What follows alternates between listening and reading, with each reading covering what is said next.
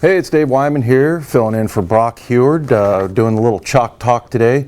Brock had some college football duties to do, so I thought I'd fill in. Brock and I actually talk a lot about this, how, as a quarterback, how he looks at defenses, how I look at defenses and offenses. So it's always an interesting conversation with Brock. But what we're going to talk about today is from Monday night's game.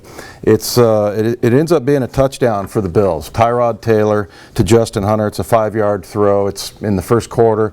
This is the 5th third down conversion that the Bills converted in the first quarter. So Seahawks struggled a little bit on third down, but I want to talk a little bit of football 101 and then also talk a little bit about personnel groupings, defensive matchups, matchup zone. But the first thing that we'll look at is offensive personnel and how do you identify an offense. And this is the Bills offense here. And what I always talk about, first of all, we know there's 11 guys on the field. And by the way, I know that a lot of people already know this stuff. It's pretty rudimentary, but let's just kind of go through it as a refresher, because sometimes you hear on the broadcast some of the terminology that they use. But how I look at an offense, first of all, always talk about the constant 6 that are on the field 100% of the time. The 5 offensive linemen, center, 2 guards, and 2 tackles, and the quarterback. Those 6 guys are going to be on the field every single time. So that leaves 5 remaining, and how offenses come out in different personnel groupings, whether it's running backs, tight ends, wide receivers, is how you count the rest of the 5. Okay, so let's take a look at what the Bills have here. They have here, first of all, what is called 11 personnel, and you'll hear that a lot. The first number in the 11, the 1, is the number of running backs. Okay, there's 1 running back in this formation on the field, and that's LaShawn McCoy, number 25 right there. The second number is the number of tight ends, and that's number 85 here, Clay, the tight end, and that is the second number. The remainder is the wide receivers. So 5 minus 2 is 3. There's 3 wide receivers in this formation right here. Now, if there was 2 running backs and 1 tight end, that would be 21 personnel, and then you'd only have 2 wide receivers and so on. But, this is good because 11 personnel is what you see in the NFL a lot right now. 1 tight end, 1 running back, 1 and 3 wide receivers. The other thing you'll notice about this, and Brock talks about it all the time, this is an empty backfield. Nobody in the backfield, just the quarterback back here. So there's the offensive personnel grouping. On defense, what the Seahawks ran down near the goal line, they're on about the 5-yard line right here, they ran a cover 2. And what cover 2 is, whenever you hear the number, that's how do they defend the deep part of the field.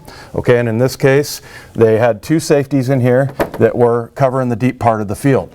And that's typically Kelsey McRae now and Earl Thomas. So how they defend the deep half is how you identify the defense. So if it's cover 2, there's 2 guys deep. If there's cover 3, 3 guys deep. Cover 1, 1 guy deep, and then you hear cover 0, there's nobody back there and everybody's manned up underneath. So that's how you identify the deep part of the field, how they run their coverage. And then there's the underneath zones. This is the middle part of the field right here in this circle. Here's the hook to curl. On either side, just outside the hash marks, and then these are called the flats out here, and those are all named based on the type of formation or type of routes that receivers run in those areas. So this is cover 2, what the Seahawks ran in this situation. Now, what we want to talk about now is how do they match up against this personnel grouping. We mentioned it's 11 personnel, and so the Seahawks have to match up accordingly. So they have a linebacker here and a linebacker here. Now, because they have 3 wide receivers here, you want to take out one of your linebackers and put in what's called a nickel back, and typically that's Jeremy Lane. So there's your nickel back right there lined up on that receiver. And then you got your 2 corners over here, and then you got your safeties deep. And I believe Kelsey McRae, which I use the $ for the strong safety, free safety is over here, and these are the 2 guys covering the deep part of the field. These guys are covering those underneath zones that I showed you earlier. Now, the problem is that down here, what you have to play is a matchup zone, okay? And what that means is it's kind of a hybrid between zone and man. It's where you drop to a zone, but you really got to crowd, is the term I use, crowd the receivers. And I was taught this by the late, great Tom Catlin, one of the best defensive coaches in the NFL, passed away a few years ago, just a mentor of mine, and just did a great job coaching defense. But what it means is you're dropping to a zone, but you're going to crowd the guy in the zone. So here's what the Bills ran. McCoy runs just this kind of clear out route. They did this on both sides. The tight end kind of comes in the middle here and sits down about right there. These two wide receivers here ran what I call a whip route. It's where they come in and then head back out. When what they're trying to do is they're trying to get in between these zones. And so that's why you got to match up down here, because the ball is going to come out quick, especially when it's thrown to these inside guys. And if you can imagine this, if you're a linebacker sitting 12 yards away from me and I'm a quarterback, I'm doing this, but you don't know if I'm throwing it here or here. Now that's not too much distance, but as it projects out 12 yards, it can be like 8 to 10 yards. So there's just not enough time to react to the quarterback's motion or his eyes or anything like that. So the Seahawks did a really good job on this. The corner crowded this guy perfectly fine. Same thing on this side. And these guys are here to help if there's any kind of double move or anything breaks through. So these guys both did a great job there. The nickel did a really good job. He's dropping to his zone, but he kind of crowded this guy and was all over him, almost like man defense. The middle linebacker did the same thing to the tight end. He kind of went with him and sat on him. What happened to the linebacker here, though, and this is where the touchdown is scored, he dropped back and then he looked at the quarterback. Well, it's too late. It's too late, because this guy had already whipped away from him and he's looking at the quarterback instead of the wide receiver.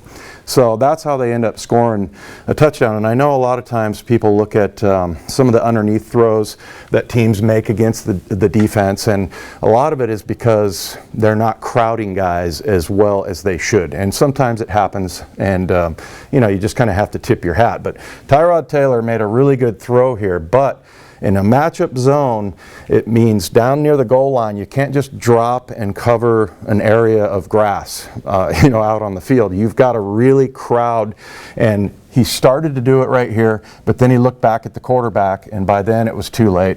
Ball comes out, and it's a touchdown right there. So, you know, that's just something that the defense has to continue to work on. But Seahawks defense has been pretty good.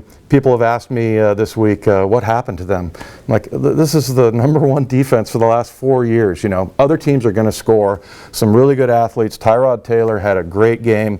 LaShawn McCoy is a special type of player. So those things are going to happen. But, you know, when you look at different personnel groupings and how teams run their defenses, especially down near the goal line, when you see a zone, you really got to crowd it so it almost looks like a man. The other thing I would say is that a lot of times you try to identify what the Seahawks are doing defensively, and it's hard to tell. I've seen zone defenses that are actually man and man that look like zone. So unless you're in the meeting, you don't really know exactly what's going on.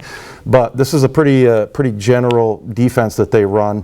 Cover 2, cover 3, cover 1. They do a lot of man type of defense. But sometimes, even though you run a zone concept, you have to have it run with sort of a man concept, and that's why we call it a matchup zone.